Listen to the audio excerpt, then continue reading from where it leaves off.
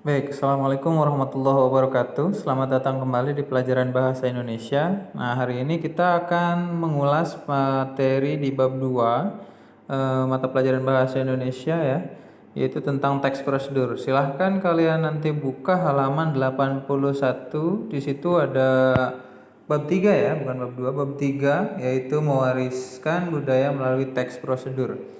Nah, materi teks prosedur kita kali ini kita akan ulas dengan menerapkan beberapa praktek nanti di dalamnya ya.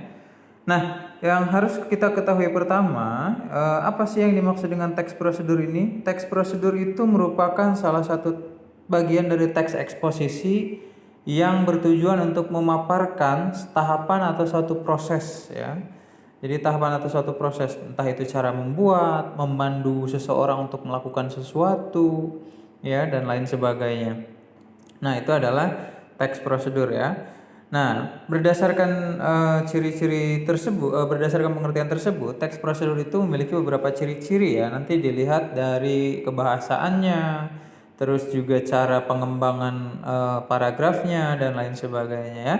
Nah, di sini ada sebuah contoh teks prosedur ya yang berjudul cara memainkan angklung. Berarti di situ teks prosedur yang berisi panduan atau memandu kita untuk mampu memainkan angklung. Nah, itu adalah teks prosedur yang pertama contohnya ya. Selain itu juga di sini ada contoh teks prosedur yang lain adalah cara membuat obat tradisional. Kalau tadi memandu, ini juga sama memandu, tapi cara membuat. Kalau tadi kan yang pertama cara melakukan ya. Nah, selanjutnya di halaman selanjutnya juga ada yang namanya cara melakukan gerakan tari tortor di situ ya. Nah, itu memandu kita untuk mampu melakukan sesuatu. Nah, kalian nanti baca di situ ada di halaman 86 ya. Nah, selanjutnya di halaman 87 di sini nanti kita akan mampu mengidentifikasi bahasa dalam teks prosedur. Nah, kebahasaan teks prosedur sebenarnya nanti akan ada di halaman 107 ya, tapi di sini juga ada beberapa ciri dari kebahasaan dari teks prosedur. Nah, yang A di situ daftar penggunaan kalimat perintah, saran atau larangan.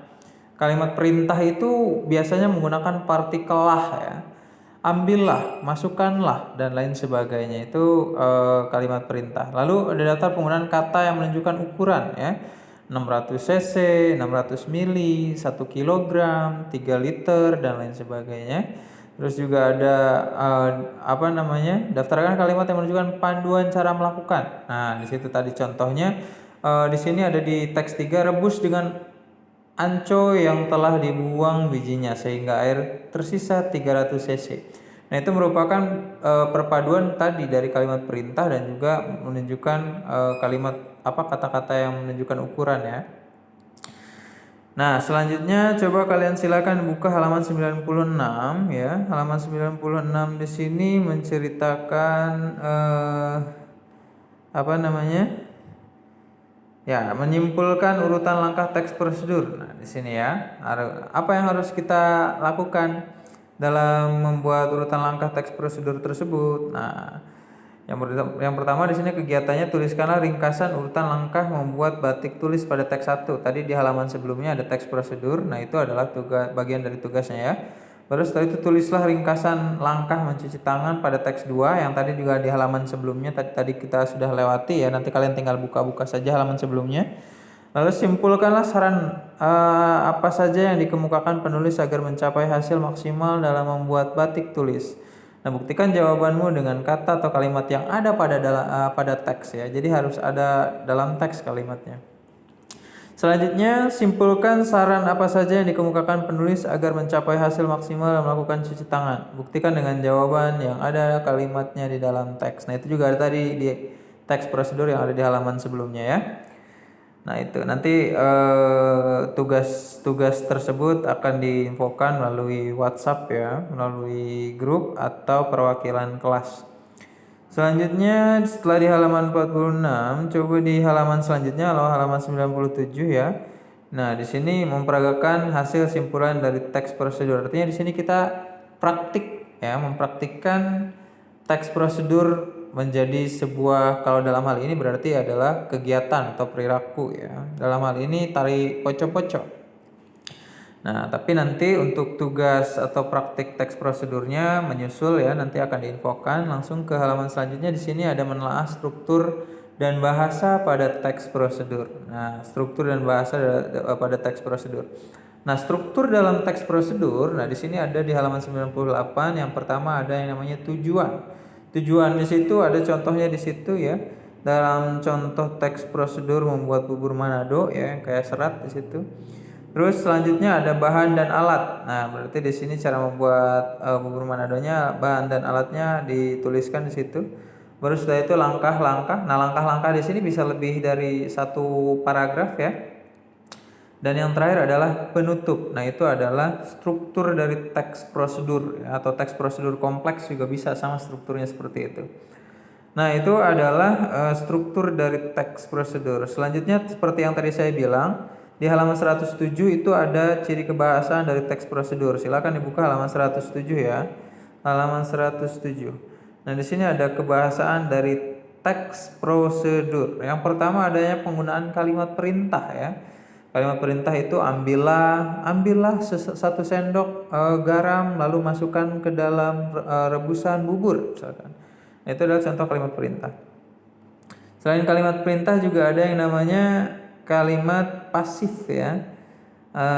Contohnya di sini kalau kalimat aktifnya Anda sebaiknya menekan tombol keyboard dengan lembut. Nah, kalau pasifnya tombol keyboard sebaiknya ditekan. Jadi menekan jadi ditekan. Nah, me dan di ini menunjukkan bentuk aktif atau pasifnya dari suatu kalimat ya. Nah, selain kalimat pasif juga ada yang namanya penggunaan kriteria atau batasan. Kalau tanpa batasan di sini angkat kaki kanan. Kalau dengan batasan angkat kaki kanan setinggi lutut. Jadi dibatasi. Kalau tadi angkat kaki kanan itu terserah posisinya mau seperti apa. Kalau dengan batasan di situ hanya setinggi lutut. Nah, contoh yang lain dengan batasan di sini langkahkan kaki kanan 2 kali dan pada hitungan 4 bertepuk tangan. Nah, jadi usahakan ketika membuat teks prosedur itu harus membuat kalimat dengan batasan supaya rinci dan jelas kalimatnya ya. Nah, selain itu juga ada yang namanya penggunaan kata keterangan cara, keterangan alat, dan keterangan tujuan pada teks prosedur. Keterangan cara itu misalkan dengan mengaduknya, nah, berarti dengan cara mengaduknya. Kalau keterangan alat, aduklah dengan menggunakan sendok. Nah, berarti itu keterangan alat, alatnya sendok. Walaupun di situ ada keterangan cara juga, aduklah ya. Tapi di situ ada keterangan alat. Selanjutnya juga ada yang namanya keterangan tujuan. Masaklah hingga matang. Nah, itu adalah tujuannya supaya matang dimasak. Nah, itu adalah keterangan tujuan. Nah, itu adalah beberapa ciri. Oh, di sini juga ada yang namanya kalimat saran ya, atau kalimat larangan. Kalimat larangan ini ya jangan sampai misalkan ya, jangan sampai terlalu lama merebus beras karena dikhawatirkan akan terjadi kerak pada panci atau gosong misalkan. Itu juga kalimat larangan. Biasanya menggunakan ciri-ciri kalimat jangan ya, kalimat tidak dan lain sebagainya ya. Selanjutnya juga menggunakan kata penghubung atau pelesapan, bukan pelepasan ya, tapi pelesapan dan juga kata acuan. Nah, di sini contoh-contohnya juga sudah ada, nanti kalian tinggal baca di halaman 111 ya. Terus juga ada penggunaan akhiran ya atau partikel i dan akhiran kan pada teks prosedur ya. Biasanya ada di kalimat-kalimat perintah lumuri ya, lumurkan dan lain sebagainya.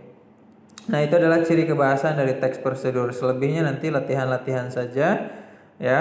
Terus nanti praktik dari teks prosedurnya nanti kita akan coba praktikan. Nanti untuk tugasnya menyusul melalui WA atau perwakilan dari grup kelas ya. Terima kasih. Assalamualaikum warahmatullahi wabarakatuh.